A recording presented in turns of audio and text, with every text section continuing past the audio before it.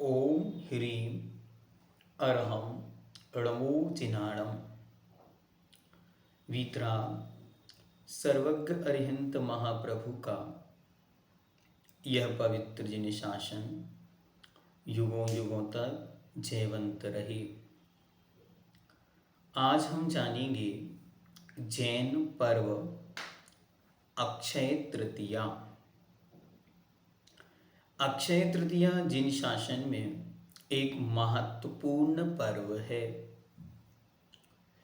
अक्षय मतलब जिसका कभी नाश नहीं होता, क्षय नहीं होता, जो कभी समाप्त नहीं होता, उसे कहते हैं अक्षय। और तृतीया मतलब तीज की तिथि। तो यह एक महत्वपूर्ण दिवस है जिसे जगत पूज्य मुनिपुंगव शिशुदास सागर जी महाराज ने दान दिवस ऐसा नाम दिया है। आइए आज इस पवित्र पर्व का हम विचार करें और इस पर्व को क्यों मनाते हैं, इसके पीछे क्या क्या कथाएं कहानियां हैं, उसके विषय में देखते हैं। प्रतिवर्ष वैशाख शुक्ल तृतीया को अक्षय तृतीया पर्व मनाया जाता है। हिंदी कैलेंडर मास की अपेक्षा वैशाख नाम के मास में इसे मनाते हैं, जो कि हमारे अप्रैल और मई में आता है। यह पर्व प्राचीन है क्योंकि भगवान प्रथम तीर्थेश आदिनाथ ऋषभनाथ मुनि मुद्रा को धारण कर 6 माह साधना करने के बाद प्रथम आहारचर्या हेतु निकले। आदिम तीर्थंकर भगवान आदिनाथ महास्वामी ने जब मुनि दीक्षा ली और जब वे मुनि बनकर आहार के लिए निकले, उन्होंने मुनि मुद्रा धारण कर ली और 6 मास का उपवास धारण कर लिया। 6 मास के बाद जब वे पहली बार आहार को निकले तो बाहर में कोई भी उस आहार की विधि को नहीं जानता था कि किस प्रकार आहार होते हैं। परंतु आहार दान की विधि का प्रचार नहीं होने से उनको 7 मास तक आहार नहीं मिला, अर्थात 6 महीने पहले हो गए और 7 महीने तक उन्हें आहार की प्राप्ति नहीं हुई। ऐसे 13 माह तक पूज्यवर को आहार की प्राप्ति नहीं हुई। यहाँ एक बात और विशेष ध्यान रखनी है कि जो तीर्थंकर होते हैं वे मुनि अवस्था में मात्र आहार ग्रहण करते हैं। मुनि बनने के बाद जब उन्हें केवल ज्ञान की प्राप्ति होती है, उस केवल ज्ञान के बाद वे आहार नहीं लेते। हाँ, इसे अच्छी तरह ध्यान में रखना है। आगे एक बार वे आहार हेतु हस्तिनापुर नगर में पधारे। दूर से उन्हें आता देख राजा श्रेयांश को अपने पूर्व भाव का स्मरण हो आया। तत्पश्चात उन्होंने विहार करते हुए भगवान तीर्थंकर मुनि मुद्रा में ऋषभदेव के सामने आने पर श्रद्धा विनय आदि गुणों से युक्त हो वे हे भगवान तिष्ठ तिष्ठ यह कहकर पड़गाहन कर उनको चौकी में ले गए। जैसे ही उन्होंने उन ऋषभदेव मुनि को देखा, देखते ही उन्हें अपना पूर्व भाव याद आ गया, जिसे हम जाति स्मरण कहते हैं। इसमें क्या होता है, जाति स्मरण में पूर्व में घटी हुई कोई भी घटना हमें स्मरण में आ जाती। और राजा श्रेयांश को जब वह घटना याद आई तो उन्हें याद आया कि आज से 8 भाव पूर्व ये जो आदिनाथ भगवान है ये वज्रजंग की पर्याय में थे और मैं श्रीमती की पर्याय में थी। उस पर्याय में मैंने 2 चारण रिद्धिधारी मुनियों को आहार दान दिया था और वे 2 चारण रिद्धिधारी मुनियों को आहार किस विधि से दिया था, वह विधि अर्थात नवदा भक्ति जिसे हम कहते हैं, वह नवदा भक्ति उन्हें अच्छी तरह याद आ गई। और उस नवदा भक्ति के याद आते ही उन्होंने पूज्यवर जो तीर्थंकर मुनि वहाँ विहार कर रहे थे उनका पड़गाहन किया और उन्होंने नवदा भक्ति पूर्वक उन्हें उच्चासन प्रदान किया। नवदा भक्ति में क्या होता है, तो हे स्वामी आइए आइए आइए, जिसे हम कहते हैं अत्र अत्र अत्र, तिष्ठ तिष्ठ तिष्ठ। तिष्ठ मतलब होता है रुकना या ठहरना।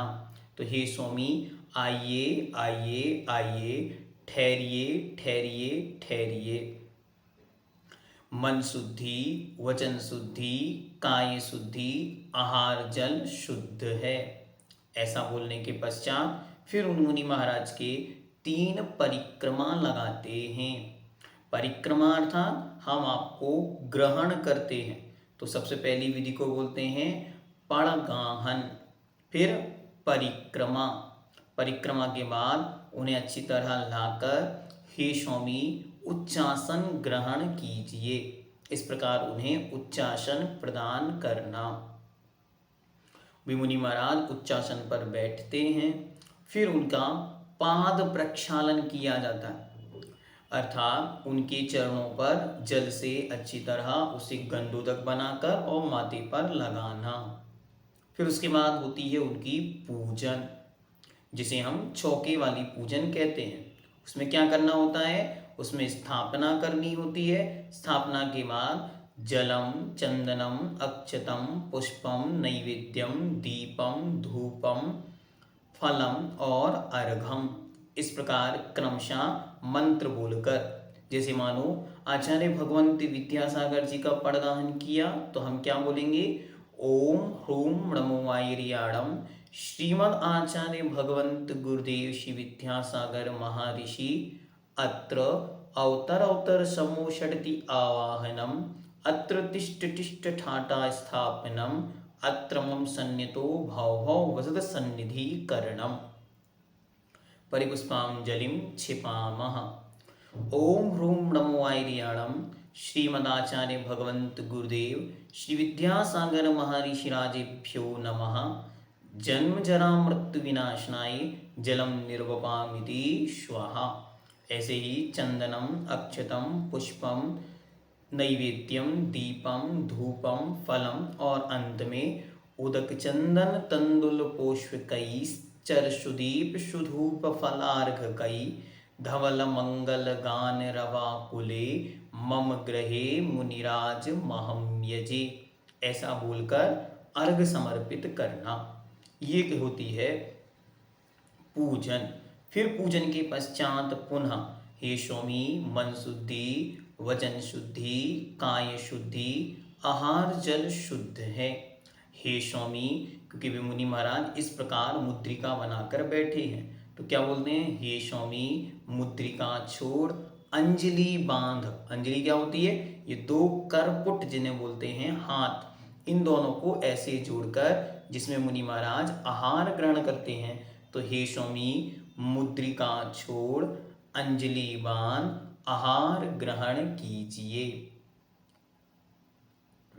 शुद्धि एक बार ध्यान से फिर से मुनि महाराज के सामने क्या शुद्धि बोलनी पड़ती है, हे स्वामी मन शुद्धि, वचन शुद्धि, काय शुद्धि, आहार जल शुद्ध है।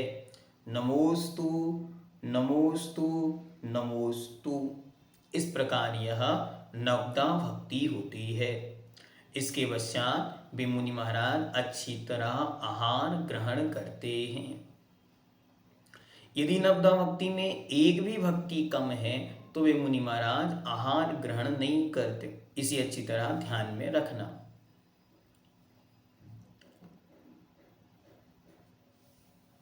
हे भगवान तिष्ठ तिष्ठ कहकर पड़गाहन कर उनको चौके में ले गए।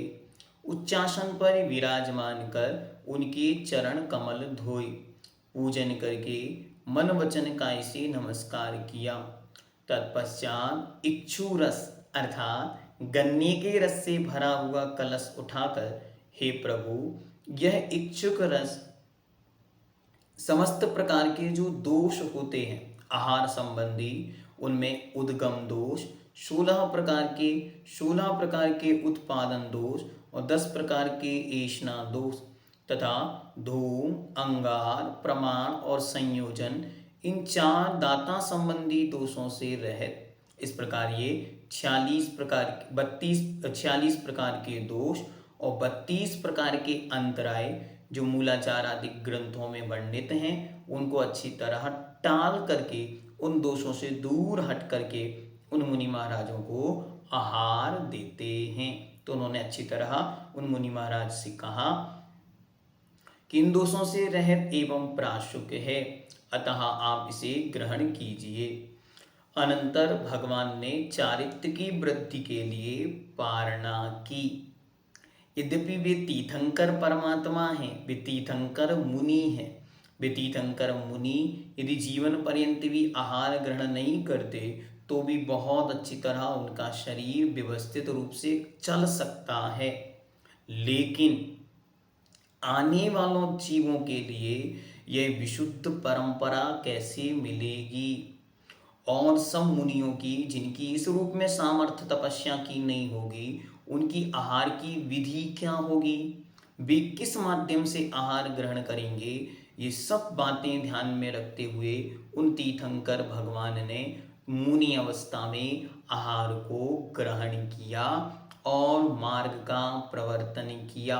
इसलिए वह दिन अक्षय तृतीया या फिर दान तीर्थ प्रवर्तन दिवस के रूप में जगत में विख्यात हुआ। राजा श्रेयांस के गृह महल में तीर्थंकर के आहार होने के प्रभाव से 5 आश्चर्य हुए। 5 आश्चर्य क्या? 5 प्रकार की विशेषताएं वहां प्रकट हुई जो देवताओं के द्वारा की जाती है। पहली रत्न वृष्टि, दूसरा पुष्प वृष्टि, तीसरा दुंदुभी बाजों का बजना, चौथा सुगंधित मंद मंद पवन का चलना और पांचवा अहोदानम धन्यदाता धन्य पात्रम। इस प्रकार दान की प्रशंसारूप वाक्यों का होना। हमें भी प्रयास करना चाहिए कि जब मुनि महाराज के आहार हो तब हम भी इस प्रकार रत्नों की वृष्टि या पुष्पों की वृष्टि या दुंदुभी बाजों में सामान्य बाजों को बजाकर या अच्छी तरह से अहोदानम धन्यदाता धन्य पात्रम इस प्रकार बोल सकते हैं। प्रथम आहारचर्या की सूचना पाते ही देवों एवं भरत चक्रवर्ती आदि राजाओं ने भी राजा श्रेयांस का सम्मान किया।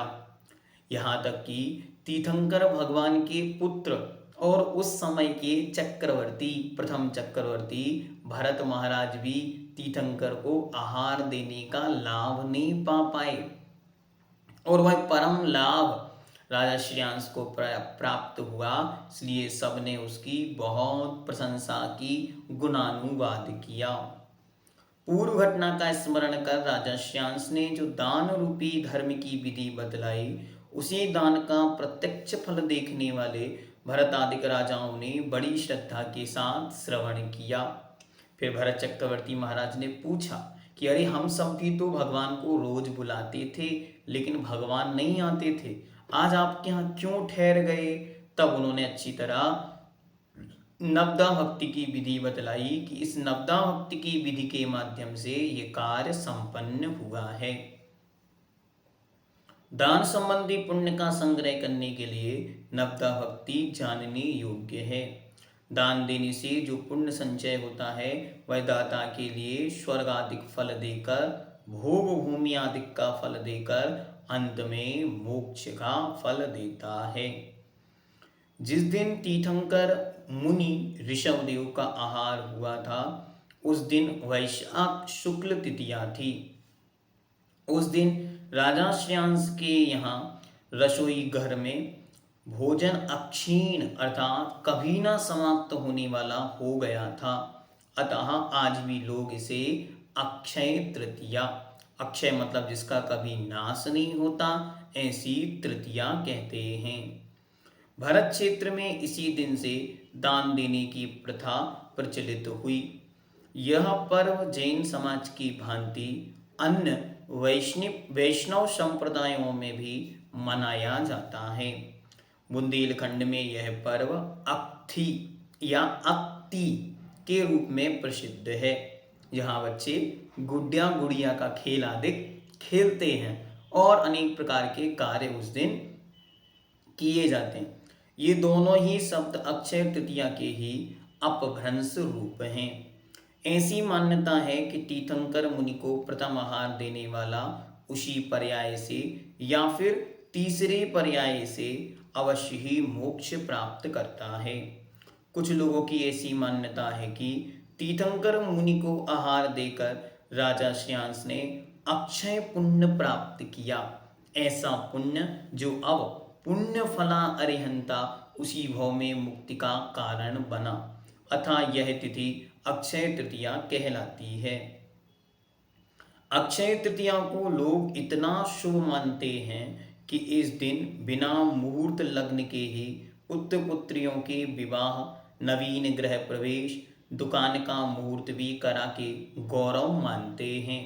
यह तिथि अबूझ मुहूर्त कहलाती है। मतलब इस दिन बिना मुहूर्त देखे ही कोई भी शुभ कार्य किया जाए तो वह 100% सक्सेसफुल हो जाता है। इसलिए ज्योतिष के अनुसार इस दिन को एकदम परफेक्ट माना गया है। अक्षय तृतीया, विजयदशमी जिसे अभी दशहरा के रूप में आपने देखा, और तीसरा धन्य त्रयोदशी, दिवाली के 2 दिन पहले। ये 3 मुहूर्त इन्हें अबूझ मुहूर्त कहते हैं। ढाई मुहूर्त भी इसको कहा जाता है। तो इन मुहूर्तों में बिना किसी शुभ योग के भी अच्छी तरह कोई भी कार्य किया जाए तो वह पूर्ण फल को देने वाला होता। इसलिए सर्वत्र इन दिनों की बहुत महत्ता है। जैन समाज का विश्वास है कि इस दिन प्रारंभ किया गया नया कार्य नियमतः सफल होता है। जगत पूज्य निर्यापक श्रमण मुनि पुंगव श्री सुधासागर जी ऋषिराज ने इस दिन का नाम दान तीर्थ प्रवर्तन दिवस के रूप में घोषित किया, जिसके माध्यम से दान की पवित्र परंपरा आज तक चली आ रही है। बहुत अच्छी तरह पद्मनंदी पंचविंशति का ग्रंथ का अध्ययन हम करते हैं तो उस ग्रंथ में उन्होंने स्पष्ट रूप से शब्द उल्लिखित किए कि दान तीर्थ का प्रवर्तन करने वाले राजा श्रेयांस जयवंत हो। मतलब क्या? मतलब यह, यदि दान तीर्थ की परंपरा का प्रवर्तन नहीं होता तो श्रमण परंपरा, धर्म तीर्थ या व्रत तीर्थ कैसे आगे बढ़ता। तो इसीलिए ये दिन बहुत महत्वपूर्ण है। इस दिन हमें क्या करना चाहिए? इस दिन यदि हमारे नगर में मुनि महाराज हैं तो हमें अच्छी तरह चौका लगाकर उन्हें आहार दान देना चाहिए। यदि मुनि महाराज या आरिका संघ या चतुर्वेद संघ में से कोई भी संघ हमारे यहाँ नहीं है तो जहाँ वे हैं वहाँ हमें जाकर आहार दान देना चाहिए। साथ ही अच्छी तरह हमें कोशिश करनी चाहिए कि इस दिन हम गौशालाओं में या अन्य किन्हीं स्थानों पर भी करुणा के दान के रूप में कुछ दान अवश्य देना चाहिए। इस दिन अच्छी तरह हमें दान तीर्थ की जो नवदा भक्ति है, ये नवदा भक्ति को दूसरों को बतलाना चाहिए। बहुत सारे यंग जो बच्चे हैं, आज की जनरेशन है, वो इन नवदा भक्ति को नहीं जानती। तो आपको कोशिश करना चाहिए कि नवदा भक्ति उन्हें अच्छी तरह उस दिन बताई जाए कि मुनि महाराज के आहार की ये प्रक्रिया होती है। इस विधि से मुनि महाराज आहार लेते हैं। अंतराय क्या होता है, कैसे शुद्धि बोली जाती है, ये सब चीज़ों पर अच्छी तरह एक नाटकीय चित्रण, मतलब एक छोटा सा नाटक के रूप में आप ये सब चीज़ें उनको बता सकते हैं। तो इसका आयोजन भी किया जाना चाहिए। कोशिश आप ये करें कि कम से कम वर्ष में 1 दिन, 2 दिन या 3 दिन का समय निकालकर किन्हीं मुनि आदि संगों में जाएं और वहां पर जाकर अपने ही द्रव्य से अच्छी तरह पूरा चौका बनाएं, जिससे कि आपके बच्चे अच्छी तरह उस विधि को देखें कि कैसे जल को प्राशुक किया जाता है, किस प्रकार फल आदि को प्राशुक करते हैं, कैसे शोधन पूर्वक शुद्धि पूर्वक आहार आदि बनाते हैं। सारी प्रक्रिया उन्हें सिखाएं और पूरी नवदा भक्ति भी उन्हें बतलाएं और फिर मुनि महाराज के आहार करा के उन्हें इसका पूर्ण लाभ भी मिलेगा और वे विधि को सीखेंगे। तो सब कोई अच्छी तरह प्रयास करे कि वर्ष में कुछ दिन इस प्रकार हम चौके को लगाते हुए व्यतीत करें। हमारे नगर में मुनि महाराज जब आएंगे तब ठीक है, लेकिन हम खुद आगे से जाकर जहाँ मुनि महाराज हैं वहाँ चौका अवश्य लगाकर ये धर्म तीर्थ का प्रवर्तन अच्छी तरह कैसे होगा, आहार के ग्रहण से ही होगा, क्योंकि आहार से शरीर की स्थिति होगी, शरीर से रत्नात्रय की स्थिति होगी और रत्नात्रय से धर्म की स्थिति होगी। तो इसलिए हम सबको इस आहार की परंपरा को निरंतर आगे बढ़ाकर रखना है। चारों प्रकार के दानों के विषय में भी आपका व्याख्यान, संगोष्ठी, प्रवचन आदि का आयोजन भी किया जा सकता है। चारों प्रकार के दानों में कौन सा दान कब, कहाँ, किसको, कैसे देना है, इसका वीडियो भी आपको डिस्क्रिप्शन बॉक्स में दे दिया जाएगा, आप उसे अच्छी तरह देख सकते हैं। इस दिन एक विशेष बात आप सबको ध्यान में रखनी है कि ये आहार तीर्थंकर भगवान का नहीं है, ये आहार तीर्थंकर मुनि का है। मुनि अवस्था में उन्होंने ग्रहण किया था। आप सब इस दिन स्टेटस लगाते हैं, लेकिन स्टेटस में बहुत बड़ी गड़बड़ी करते हैं। क्या करते हैं? स्टेटस में जो चित्र अभी प्रचलन में चल रहा है उसमें एक मुनि महाराज होते हैं और यहाँ से एक उड़ता हुआ दुपट्टा होता है और उस दुपट्टे के कारण उनकी निर्गंध मुद्रा नहीं दिखती। ऐसा चित्र कभी भी स्टेटस पर नहीं लगाना चाहिए। अक्षय तृतीया के दिन विशेष रूप से इसका ध्यान रखना चाहिए कि यह चित्र जैन आगम के अनुकूल नहीं है। निर्गंत दिगंबर बीतराग मुद्रा में ही मुनि महाराज ने आहार लिए थे, वैसा ही चित्र हमें अपने स्टेटस या अपने किसी भी रूप में उस दिन प्रचारित करना चाहिए। किसी भी रूप में यदि कोई मिथ्या मान्यताएं, किसी प्रकार की कोई असम्यक क्रियाएं हैं तो उन्हें हमें नहीं करना चाहिए, क्योंकि ये पर्व, ये त्योहार आत्म उन्नति के हैं, आत्मरंजन के हैं, मात्र मनोरंजन या भोजन के नहीं है कि आज अक्षय तृतीया है तो अच्छे अच्छे स्वादिष्ट भोजन बनाएं और अच्छे अच्छे प्रकार के अलग अलग व्यंजनों को ग्रहण करना, बस यही इस पर्व का कार्य है। नहीं, ऐसा बिल्कुल भी नहीं होना चाहिए। अच्छी तरह आपको यह अक्षय तृतीया जिन शासन में जो वृद्धि का काम करने वाली क्रियाएं हैं इनको कर कर मनानी चाहिए। हर एक व्यक्ति को इस दिन बोलना चाहिए, दान दिवस जयवंत हो। आप उस दिन किसी को कॉल करें, फोन करें तो उनको पहले बोलें, दान दिवस जयवंत हो। और इस दिन दूसरों को भी प्रेरणा दें कि वे इस दिन कुछ ना कुछ दान अवश्य करें, क्योंकि दान के माध्यम से ही जीवन का कल्याण संभव है। दान दिया क्यों जाता है? तो अच्छी तरह ये समझें, जो हमने पूर्व में संचित किया है, जो भी धन हम इकट्ठा करते हैं उसे करते समय बहुत ज़्यादा आरंभ सारंभ होता है, बहुत सारी हिंसा, झूठ, चोरी आदि पाप हो जाते। तो क्या होगा? तो आचार्य भगवंत समंतभद्र देव ने लिखा कि जैसे खून को पानी के द्वारा धोया जाता है तो वह साफ हो जाता है, वैसे ही गृहस्थी में आरंभ के द्वारा पाप जो अर्जित किया है उस पाप का प्रक्षालन नियम रूप से दान के माध्यम से हो जाता है। दूसरी बात ध्यान रखनी है, दान देने से लोभ कषाय कम होती है, इसलिए कोशिश ये करें कि दान देने से लोभ कषाय कम हो, मान कषाय बढ़ानी नहीं है। इसलिए लोभ कषाय कम करना हमारा मुख्य उद्देश्य हो। ये अक्षय तृतीया पर्व हम सबके जीवन में अक्षय सुख की प्राप्ति का कारण बने। दान दिवस। जयवंत हो, जयवंत हो, जयवंत हो। जैनम जयतु शासनम।